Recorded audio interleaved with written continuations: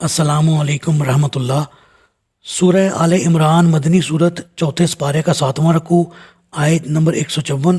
اعوذ باللہ من الشیطان الرجیم، بسم اللہ الرحمن الرحیم۔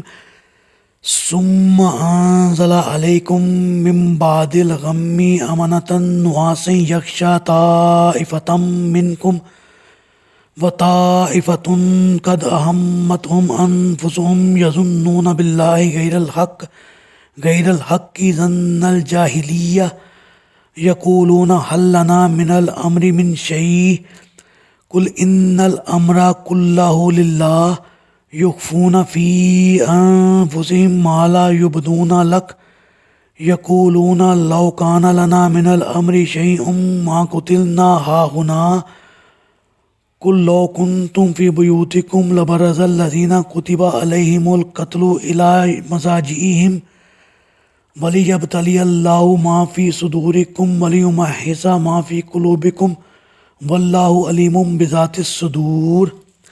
پھر اس غم کے بعد اللہ نے تم میں سے کچھ لوگوں پر امن بخشنے والی اونگ طاری کر دی، اور کچھ لوگ ایسے تھے جنہیں صرف اپنی جانوں کی فکر پڑی ہوئی تھی۔ وہ اللہ کے متعلق ناحق اور جاہلیت کے سے گمان کرنے لگے تھے۔ وہ پوچھتے تھے کہ آیا اس معاملے میں ہمارا بھی کوئی عمل دخل ہے؟ آپ ان سے کہہ دیں کہ اس معاملے میں جملہ اختیارات اللہ ہی کے پاس ہیں۔ وہ اپنے دلوں میں ایسی باتیں چھپائے ہوئے ہیں جنہیں وہ آپ کے سامنے ظاہر نہیں کر سکتے۔ کہتے ہیں کہ اگر اس معاملے یعنی جنگ احد میں ہمارا بھی کچھ عمل دخل ہوتا تو ہم یہاں مارے نہ جاتے۔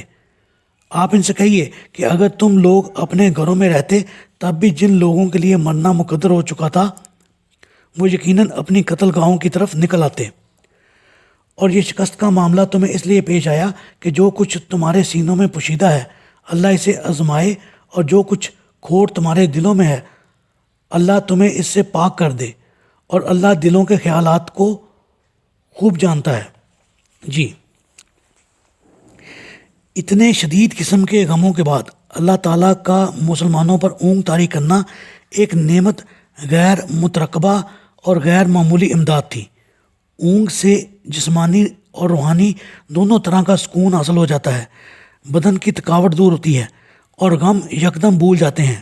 چنانچہ ابو طلحہ رضی اللہ تعالیٰ عنہ کہتے ہیں کہ احد کے دن عین جنگ کے دوران مجھے اونگ نے آ دبایا، تلوار میرے ہاتھ سے گرنے کو ہوتی میں اسے تھام لیتا، پھر گرنے کو ہوتی پھر تھام لیتا۔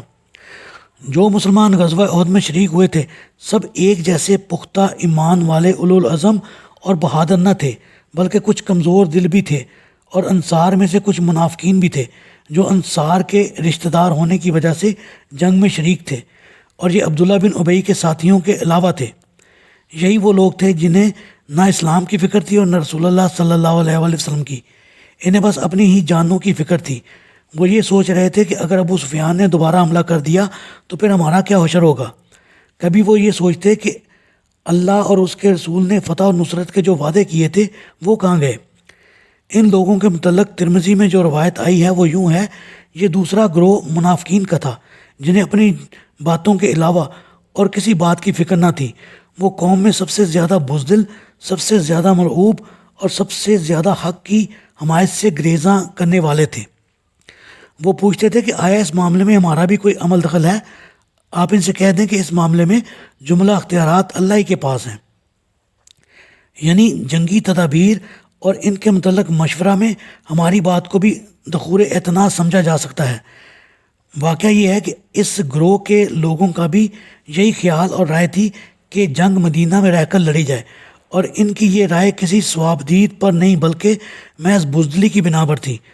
اب شکست کے بعد انہیں یہ کہنے کا موقع میسر آ گیا کہ اگر ہماری رائے پر عمل کیا جاتا تو یہ برا دن دیکھنا نصیب نہ ہوتا، نہ ہی ہمارے بھائی بند یہاں مارے جاتے، کیونکہ اللہ تعالیٰ کی تقدیر یہ ہے کہ جس مقام پر کسی کی موت واقع ہونا مقدور ہوتی ہے وہ کسی نہ کسی بہانے اپنے مقررہ وقت پر وہاں پہنچ کے رہتا ہے۔